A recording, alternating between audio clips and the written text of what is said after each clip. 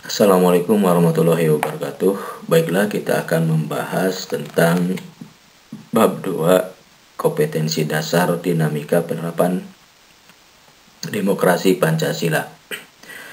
Bagi bangsa Indonesia, pilihan yang tepat dalam menerapkan paham demokrasi adalah dengan demokrasi Pancasila. Paham demokrasi Pancasila sebagai sesuai dengan kepribadian bangsa yang digali dari tata nilai sosial budaya sendiri.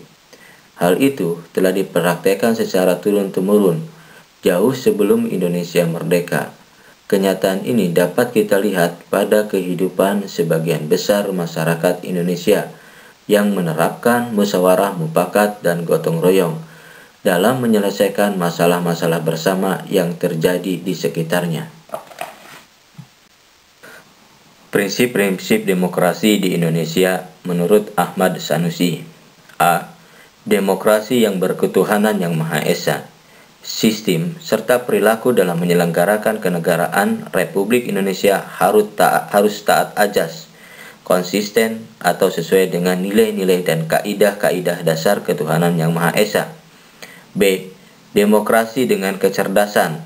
Pelaksanaan demokrasi itu justru lebih menuntut kecerdasan rohaniah, kecerdasan akaliah, kecerdasan rasional, dan kecerdasan emosional.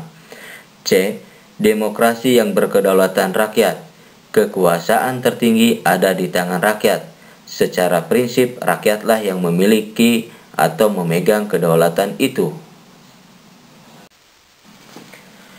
D. Demokrasi dengan rule of law.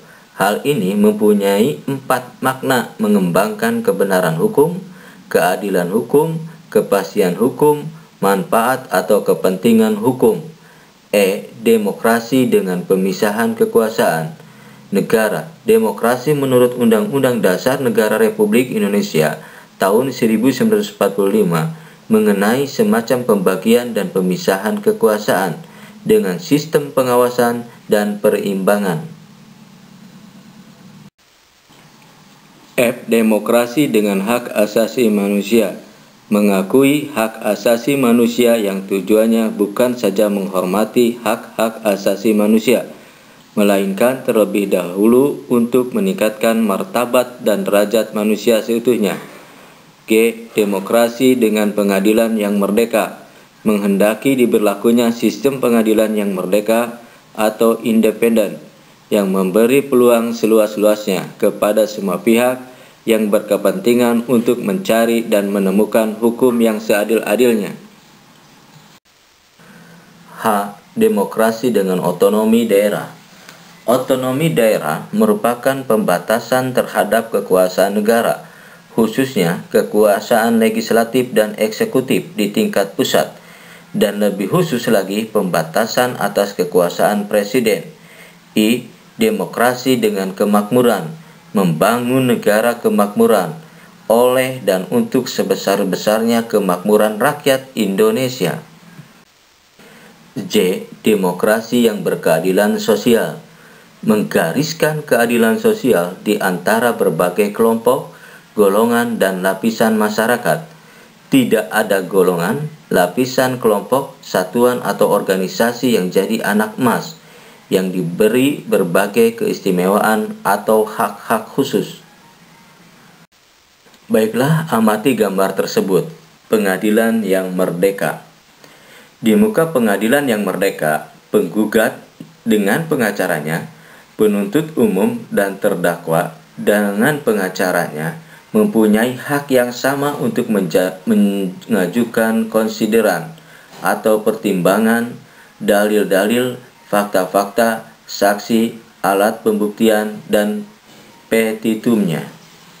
Gambar tersebut tentang peradilan yang merdeka merupakan perwujudan dari prinsip-prinsip demokrasi Pancasila. Inti dari demokrasi, kedaulatan rakyat, artinya rakyat mempunyai kekuasaan penuh untuk mengelola negara, sehingga kemajuan sebuah negara merupakan tanggung jawab seluruh rakyatnya. Negara demokratis, setiap rakyat atau wajib negara berkewajiban untuk menghargai dan menjunjung tinggi hukum, menjunjung tinggi ideologi dan konstitusi negara, mengutamakan kepentingan negara, ikut serta dalam berbagai bentuk kegiatan politik, mengisi kemerdekaan dan aktif dalam pembangunan.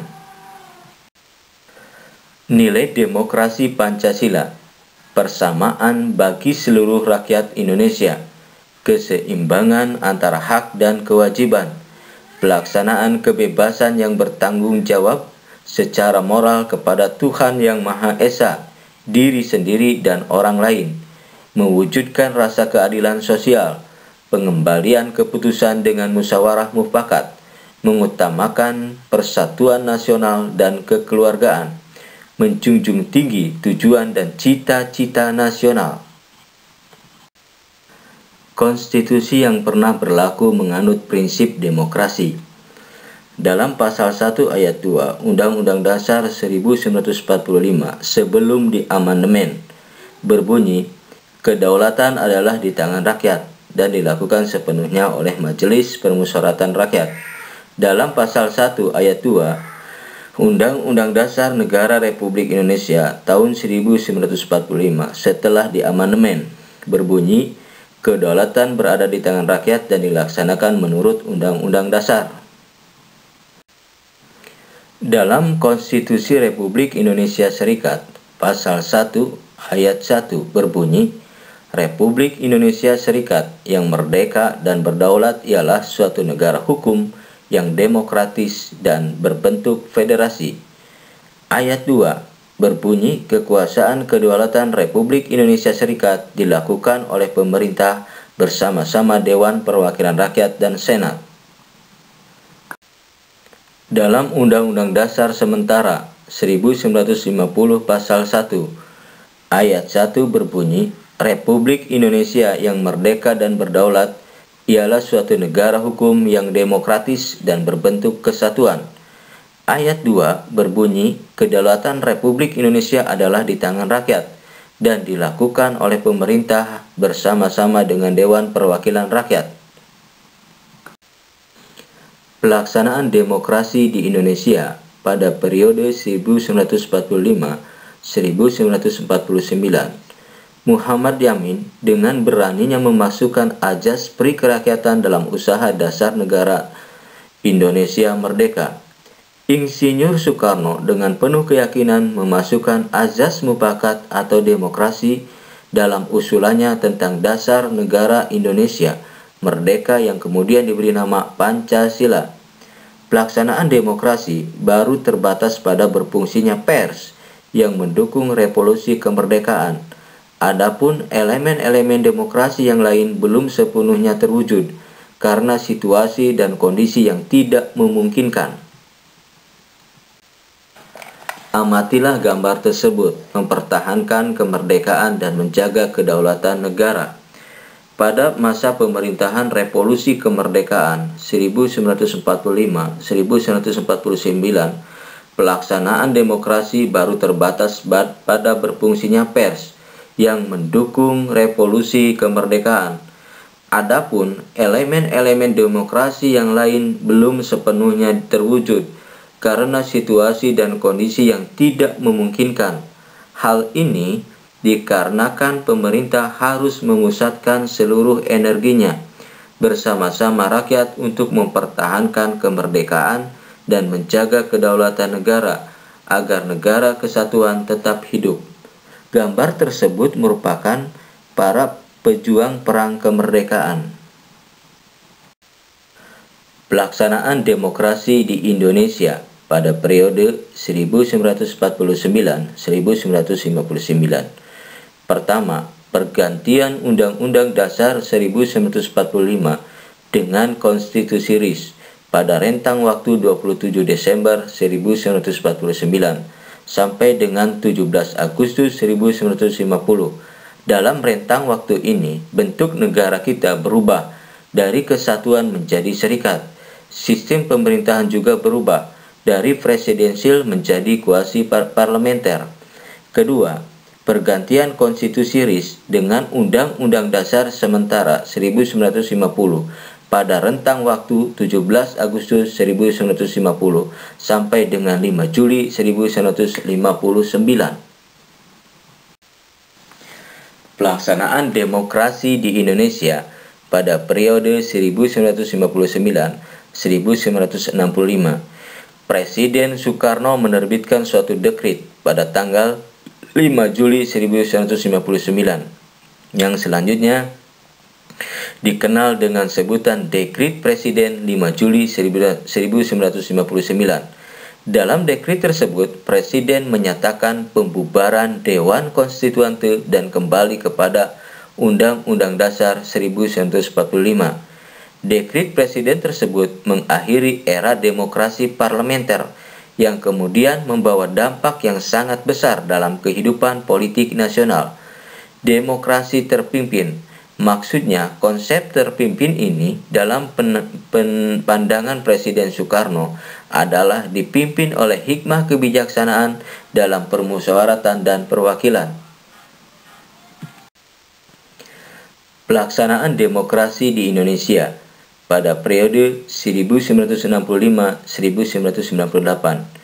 Demokrasi Pancasila, visi utama pemerintahan Orde Baru ini adalah untuk melaksanakan Pancasila dan Undang-Undang Dasar 1945 secara murni dan konsekuen dalam setiap aspek kehidupan masyarakat Indonesia. Pemerintahan Orde Baru, kekuasaan Presiden merupakan pusat dari seluruh proses politik di Indonesia. Lembaga kepresidenan merupakan pengontrol utama lembaga negara lainnya, baik yang bersifat suprastruktur DPR, MPR, DPA, BPK, dan MA, maupun yang bersifat infrastruktur LSM, partai politik, dan sebagainya.